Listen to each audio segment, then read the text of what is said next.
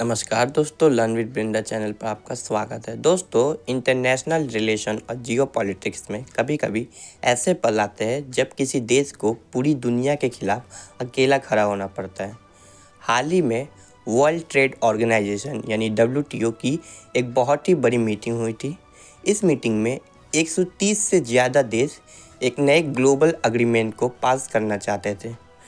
Turkey जैसे देशों ने भी अपना विरोध वापस ले लिया था, लेकिन वहाँ भारत अकेला ऐसा दीवार बनकर खड़ा हो गया जिसने इस पैक्ट को पास नहीं होने दिया। कॉमर्स मिनिस्टर पीयूष गोयल ने साफ कहा है कि भारत इस मुद्दे पर अकेला खड़ा है।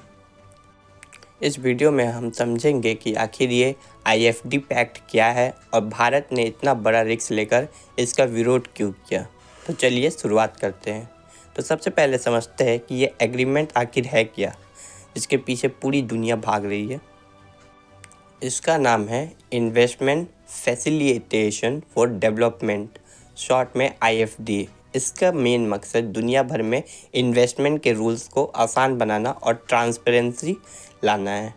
बेसिकली ये कोशिश है कि बड़ी मल्टीनेशनल कंपनीज़ के लिए किसी भी दूसरे देश में पैसा लगाना आसान हो जाए।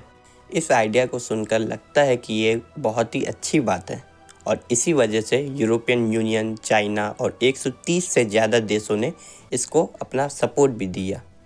तो जब ये इतना ही अच्छा लग रहा है तो भारत ने इसे क्यों रोका?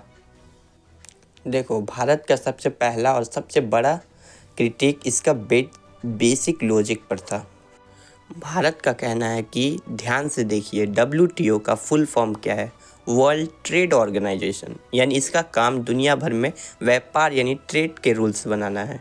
इन्वेस्टमेंट बिल्कुल एक अलग चीज़ होती है और हम अगर IFD को WTO के अंदर ले आएंगे तो ये WTO की ओरिजिनल लिमिट क्रॉस करने वाली बात होगी। भारत का मानना है कि ट्रेड के रूल्स ग्लोबल होने चाहिए, लेकिन किस देश में कौन और कैसे इन्वेस्ट करेगा ये उस देश की अपनी अंदरूनी मामला है। और दूसरा सबसे बड़ा कारण है कि WTO का स्ट्रक्चर। देखिए, WTO एक मल्टीलैटरल बॉडी है। इसका मतलब है कि वहाँ कोई भी नए रूल्स तभी बनेंगे जब सभी देश उस पर राजी होंगे। इसे कॉन्सेंसस बोलते हैं। लेकिन ये जो IFD पैक्ट है ये प्लूरीलैटरल है, मतलब कुछ 130 देशों ने आपस में ग्रुप बना लिया और अब वो इसे WTO के अंदर एक ऑफिशियल रूल बनाना चाहते हैं।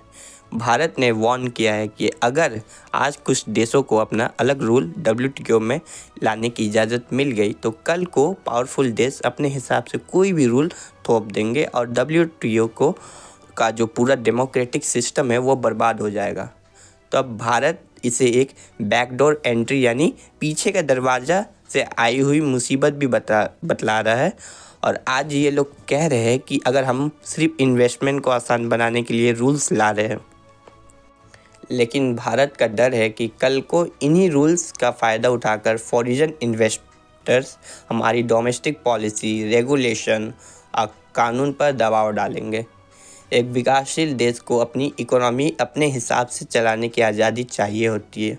अगर कोई फॉरेन कंपनीज रूल्स डिक्टेट करने लगेगी तो हमारी पॉलिसी सॉवरेनिटी खतरे में पड़ जाएगी।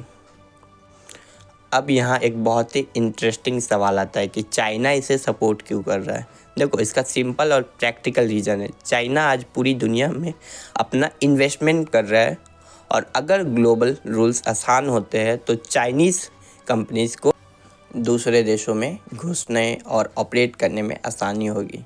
साथ ही इसे सपोर्ट करके चाइना दुनिया को ये दिखाना चाहता है कि वो ग्लोबल ट्रेड को आसान बनाने वाला एक रिस्पॉन्सिबल और कंस्ट्रक्टिव प्लेयर है, जबकि उनके अपने इंटरनल इकोनॉमिक कंट्रोल वैसे के वैसे ही रहेंगे।